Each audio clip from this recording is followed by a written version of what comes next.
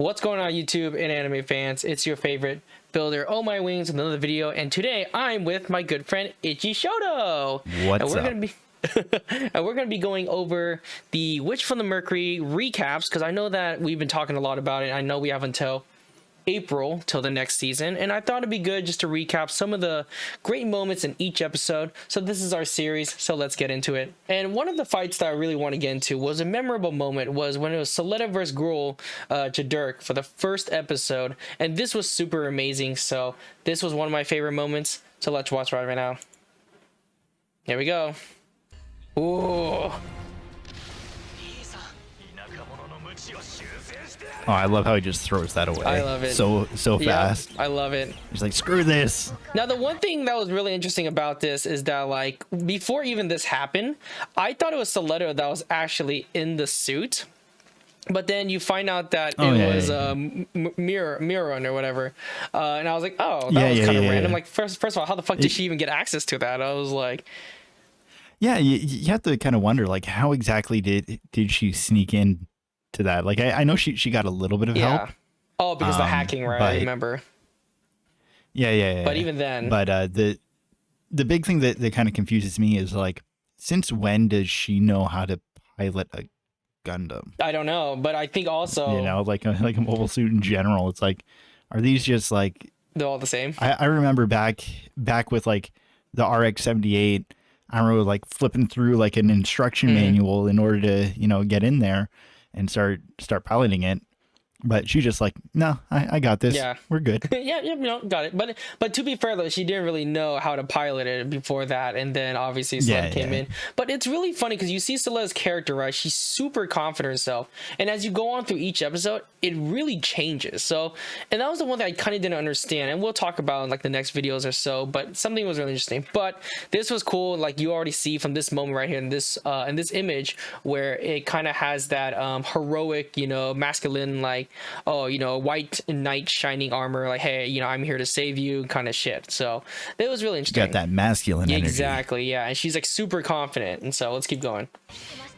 All right, Space Tanuki. And this is when she's talking about the move forward and whatever shit, where it's like, if you go forward, you gain 2, but if you go back, you gain 1. And you can see the saliva still on the helmets. Did you see that? There's actually saliva on the helmet still, because I think it's when they hit each other, right? Or something like that. So you can still see the saliva. That was the one thing I always realized. It was so weird. Kind of a little gross. It's super gross, but it's kind of... Let me just spit in this helmet for you. Yeah, but it's also kind of like realistic, right? Because like if you're in the battlefield and like you're probably breathing half the time in those masks, so it's probably foggy as shit too. Oh yeah, well I'm sure they've probably got systems in there. I mean, if they figured out how to do it with like paintball masks and stuff, I'm sure that, you know, their space age suits are good to go. That's too. True. All right, let's keep going. Oh, and I love the Gundarium, the light shit. Oh, and the bits. Yeah, it's so good. The animation is so good. Like, this, you can totally tell they put so much budget into this series.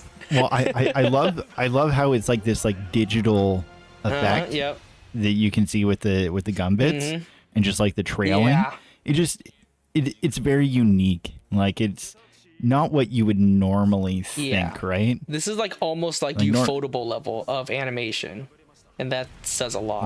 Oh, definitely. Definitely. Yeah, and the one thing you're gonna notice in every episode too is the sound effects is super strong. Like you'll hear the like, it's really good, and we'll get into that later. Oh, it's so good. Oh, those bits, man. This was such a good episode. Like, this really gave us so much expectation. That's the part that I love. Those little squares that show up after. The squares. Oh, and like, and the music is so good. It's so good. Oh my god, those tape bands or whatever. And you hear that? I love how it stops and there's that pause moment where she's that's just the one like, thing I want to get into. You're fucked. Yeah, like right just here, right off the bat, right? Yep. Like right here, it's like you can hear the music just stop, and then Gruul's is like, oh, what the fuck? Yeah, it's like boom, and you're like, oh shit, you're done. And the music. Oh my god, what's happening? Oh my lord, it's so good. And I love all the sparks coming off. And they've got a good glow on those melted pieces. It just Okay, one thing I want to know is that what the hell was he reading in his book?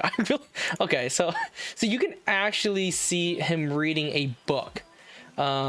Quick, we're gonna have to like zoom super in on that. We're gonna have to zoom in. I need to.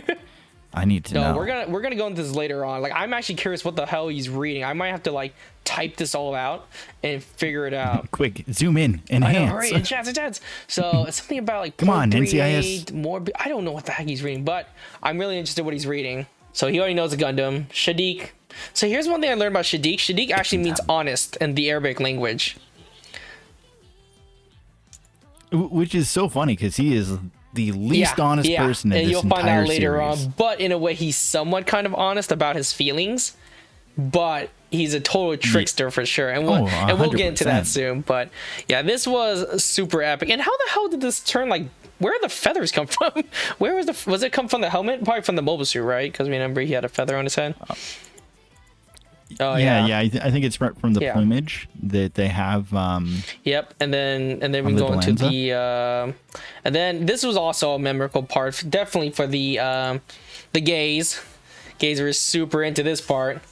Where she falls out and yep. And looks right over it. Oh, just the destruction. And she like, realizes, man. She realizes. And he goes, "Well, I guess you're my bride." So, and this is the one thing I don't understand. Does she really like Suletta? Do they really love each other? Well, I think that's the whole thing is like it starts off in the series as being like this, like complete, like, well, I guess this is what this is now. And then things change in it entirely. I think they really grow on one another. And then she's like, what? She's, I'm a woman. Does that mean anything? Doesn't matter. You won. Yeah, well, and I mean, it's true in different cultures. It's not quite as like looked down upon. That's true. So. And I don't know. I feel like, see, this is another thing too. I think like, obviously you'll kind of get that like Yuri kind of style through each episode, but I feel like it's like, because later on Mio does go like, oh, you know, don't worry about it. You know, you don't have to worry about the whole marriage thing. I'm just here to try to get to Earth. So then it's like, does she really love her, or is she just using her? And they're all using their objectives and their agendas, right? But I don't know. Yeah. It's a tough one to say for sure. Yeah. Like exactly what's going to happen with that.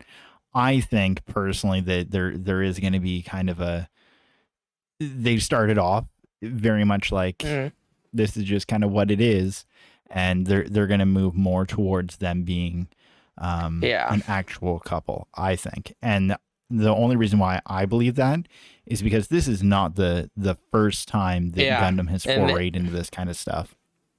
Like, I mean, even with the original series with the RX-78 and with like Amaru and Char, like there were some definite we'll say undertones that they were settling for that. And then Gundam Wing, all of those boys. Gundam Wing was wild, and I think that's a video we need to make later. I actually was thinking about today to make a video on Gundam Wing, because Gundam Wing is actually somewhat complicated. It's like very surface level in terms of funniness, but it's actually pretty dark in its own way. So I would like to get in that. That would be super funny. But yeah, that's it for this episode. These are the ones that I've kind of caught on. I thought they were super great and epic. What do you feel like? Is there anything else you want to add to it? I mean, I think it's just so iconic. Just the pose even this pose, right? That we're kind of ending on. We've got, we've got Suletta and Murine in the Gundam's hand. Like, not only is that like such a big thing in Gundam, there's always somebody on the hand, right? But that's just true. The pose and everything, just it's kind of like a area looking over them. Like there's so many different symbolisms you can draw off of that. And the cool thing is about this story, you have to remember who the writer is, right? This is Ichiro, the guy who wrote Code Geass. And Code Geass, if anyone's watched Code Geass, it's literally straight manipulation and lying, and I don't know, this is gonna mind fuck us all in the end. And season 2 is gonna be wild, so I cannot wait for that. But yeah, anyways, guys, if you guys really enjoyed the video, make sure you hit that subscribe button below, and if you have any thoughts yourself, please comment giving your thoughts about it, and see you guys in the next video. Bye! Hey, I was watching that.